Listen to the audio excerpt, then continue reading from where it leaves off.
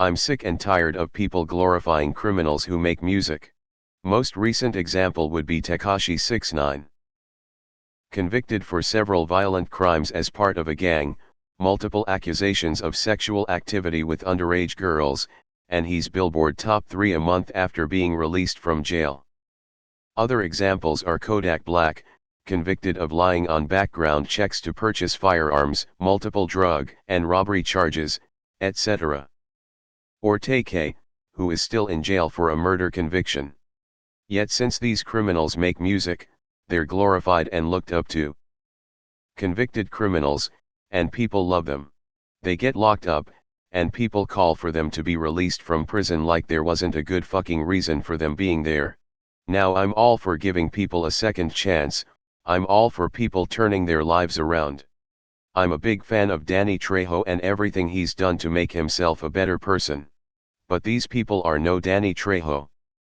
They have no remorse for what they did, they continue to do it, they actively make music talking about doing the things they do, preaching anti-police ideals, encouraging drug use, firearm violence, and people absolutely eat it up. Sick of it? Edit, the longer this post is up, the less celebrities and artists I'm liking.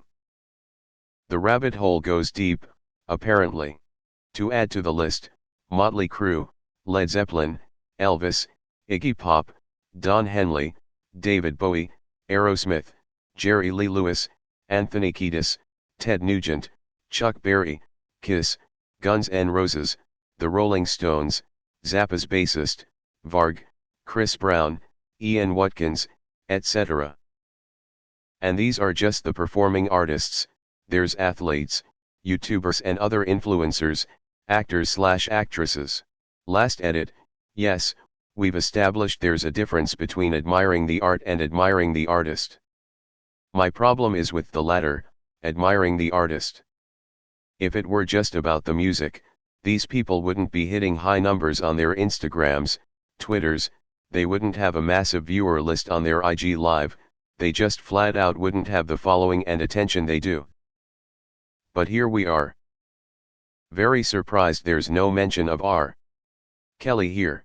Too bad Jeffrey Dahmer never got to release his first EP. What about Varg? Celebrity worship as a whole is toxic ASF but will be around forever BC. It's been around since the dawn of time. I'm pretty sure there was a caveman who was cooler than the others, and had young cave kids emulate him. Miles Davis beat his wife, as did John Lennon and James Brown. Jimmy Page, Steven Tyler, David Bowie, Chuck Berry, and Iggy Pop are just some of the stars who had sex with, aka raped, 13 to 14-year-olds. And that's not even getting into drug and tax offenses, which are a dime a dozen among musicians. I'm not saying it's good, but it's not new, and if you crossed off every criminal you'd end up with a pretty small playlist. Another good example is Cardi B. God, I hate that girl. Remember when Chris Brown beat Rihanna within an inch of her life in the back of a moving vehicle? YTF, is he still popular? Or maybe just criminals in general? How everything from Scarface to Narcos has romanticized these narcissistic sociopaths into role models for the next wave of organized crime. Media like it doesn't depict crime as a cautionary tale, moreover yes, I got in big trouble. Only after snorting years of coke and fucking tons of big-assed hookers, but I guess over-sexualization and a desensitization to violence will do that. Pete Townsend from The Who got caught with child pornography that was for research. I think it's fair to like music by a criminal, just don't make them look better than who they really are, scumbags. Include XXXTentacion here too, for almost killing his pregnant ex. I don't understand why people think he was such an amazing person.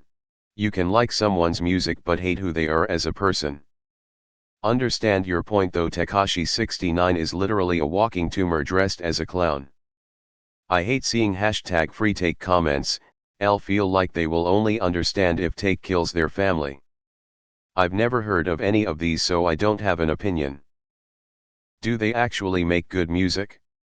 But regardless, people will always be fascinated by criminals, especially those who are also capable of making art. Like it or not, violence is part of human nature. The more we suppress it or try to act like it doesn't exist, the more do those who don't comply stand out. And honestly, who's worse for society, some random schmuck who's in prison anyway, or a politician who gets a ton of people killed, or have them starve? Dude, the King Elvis was a pedo. If you have talent and are well liked by others, you have a pass at doing fucked up shit. Especially in this day of age where if you make money for the rich cooperates, they'll protect your ass from everything. Don't forget Charles Manson as well. Elvis Presley was a serial child rapist and no one seemed to care. https://www. vice.com/n_us/article/3k8z39/ Elvis was the king of treating women like shit and luring 14-year-olds into bed. Rap was subverted by the music industry. Go listen to 80s rap, a lot of it is anti-drug, anti-crime, anti-violence because it was originally made by young people who grew up in the environment and tried to make it better. The major labels took over the rap scene, and twisted it to be pro-drug, pro-crime, pro-violence because it's more marketable that way to the white suburban demographic that is by far, the biggest buyer of rap-based trends and products. Suburban white teens love rap music. It makes me laugh. Americans act like rap is black music despite it being the most popular mainstream genre for over 30 years. Hip-hop is so built into American pop mainstream culture that you guys probably don't even notice it. Hollywood is evil and racist as fuck. The entertainment industry sabotaged black youth into adopting toxic values based on subversive media so a bunch of rich assholes could profit. https://youtube.b/qprmfj_u8ug. If you cut off all the criminals from the music biz you'd have polka and that's about it. Add John Lennon to the list. Seungri. Nobody tell him about drill music. 6ix9ine isn't even a real thug. His come up was him filming a 14-year-old sucking off his friend and posting it online for clout.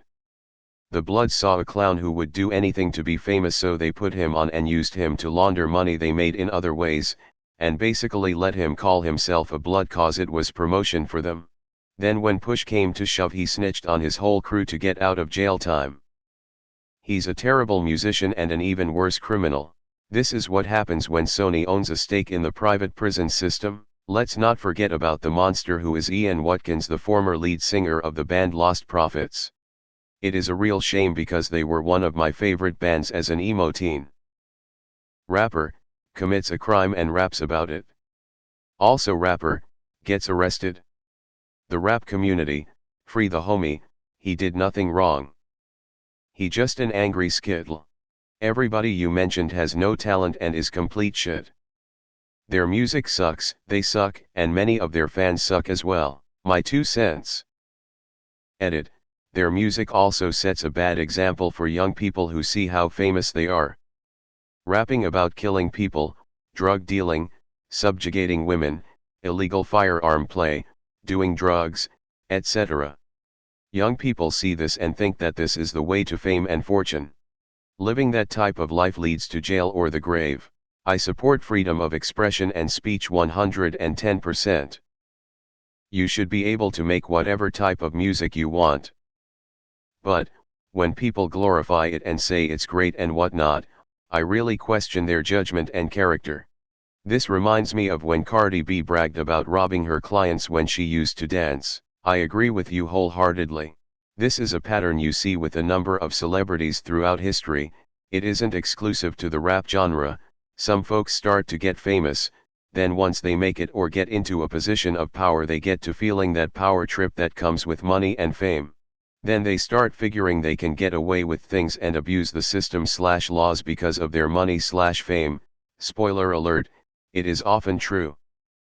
Jimmy Page famously ordered the kidnap of Lori Maddox when she was only 14 years old and kept her tucked away in his house under lock and key so he couldn't get slammed with statutory rape charges. In fact, throughout music history people have glorified rock stars, their lifestyles, and their access to groupies as something to envy or aspire to. Truth be told, A high number of the groupies these rock stars slept with were in fact underage girls and technically children at the time who could not consent. There were even laws preventing this at that time to protect children from being abused and molested, but as I mentioned Jimmy Page above, people had ways of avoiding and abusing these laws quite easily. You can make a lot of things go away or shut a lot of people up with the right amount of money.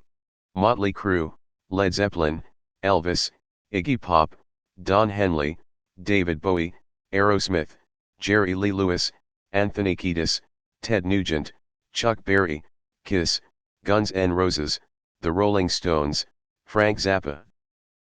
The list of apparent offenders goes on.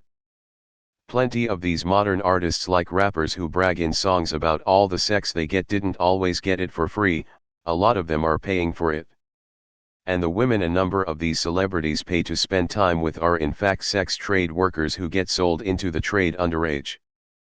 An alarmingly high number of sex trade workers entered their line of work by force, not by choice. Illegal sex trade/slaves remains in high demand, and it is these kinds of perverts with money who propagate it and feed into it actively. It makes me sick knowing with all that money and fame they could probably have their pick of consenting adults and yet still choose to feed into and support the sex trade or sleep with minors because they are easily manipulated and abused. It's pretty pathetic when you step back and look at the reality of it all with the rose-colored glasses removed.